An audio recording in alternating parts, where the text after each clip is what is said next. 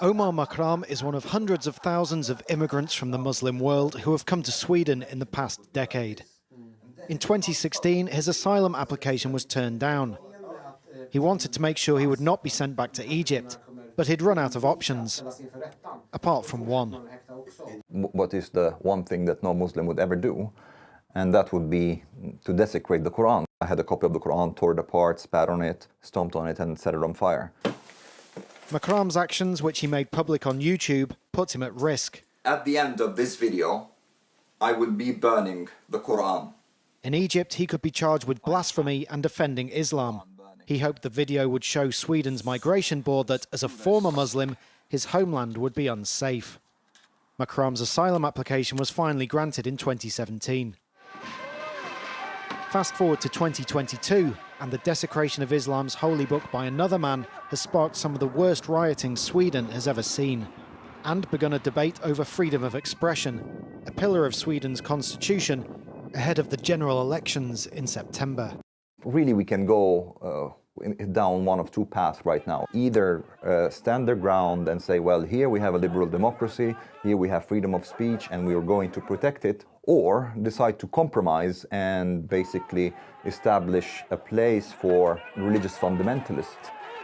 This is Rasmus Paludan, leader of the Danish Stram Kurs, or Hardline Party. He's aiming to stand in September's Swedish general elections thanks to his dual citizenship. Paludan has been touring Sweden, setting fire to copies of the Koran. His agenda? To show that mass immigration has harmed the country and created a violent sub-society. He also argues there should be no limits on freedom of speech. I don't criticize Muslims. I merely criticize Islam, because Islam is an idea and you can criticize that, and that is a very fundamental right in Sweden. The moment you start outlawing certain expressions and certain opinions, then there is no longer freedom of speech. Paludan's presence caused major riots in several cities, the worst at Easter this year, when more than 100 police were injured. Some politicians in Stockholm have argued for laws to be changed, to give police powers to stop demonstrations like Paludan's. That makes Sweden less like Sweden and more like Egypt, according to Makram, whose video on YouTube led to him becoming a podcaster and newspaper columnist. That's an extremist. Not being able to insult religion, any religion, including Islam, is basically a violation of what a liberal democracy is, because that means that in practice you have blasphemy law in the country. But some Muslims fear freedom of speech gives extremists free rein to harass them. We civilized people must put a stop somewhere. Otherwise, what happened to the Jews during the Second World War could happen again. It started like that. As the philosopher said, where they burn books, they will also ultimately burn people. In the middle of this battleground are policemen like Khalid Raja. A devout Muslim, he came to Sweden from Lebanon as a child. During Rasmus Paludan's Koran burning tour, he was on riot duty. It was also Ramadan. Raja fasted all day and dealt with rioters all night. It made him disillusioned at the actions of those claiming to defend Islam. Afterwards, I became disappointed and sad that people went out in religion's name to use violence to solve this problem. I'm police, I'm a Muslim, I'm Swedish, I'm Palestinian, I'm Arab. There's many sides to this for me. My mother fled a war. Sweden gave me security and an education. Do we stop Paludan doing this because it creates chaos?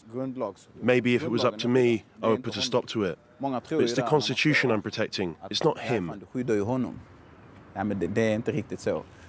People think when we stand there, why the hell are you protecting him? But it's not like that. Raja and his colleagues were attacked in the place he grew up, the Rosengård estate in Malmö. It's the second time there have been riots here over Koran burnings. Paludan came to Malmö in 2020 as well. The Easter 2022 riots saw residents' cars set on fire. When Syrian journalist Kais Fares meets us, the scorch marks are still on the ground.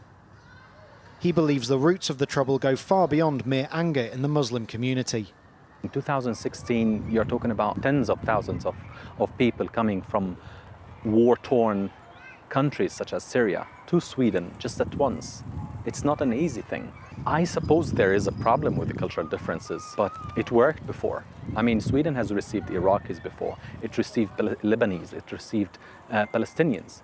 I didn't see that much problem of burning cars, but does Sweden have a problem with that? Yes, it does. It's the accommodation, it's the housing, it's job opportunities for those people. And Sweden has picked the responsibility, and they are working on that. I'm not happy with all what they are doing, but at least they are trying. Sweden must now decide if it wants to compromise on its ideals and constitution, or risk more riots as the elections approach.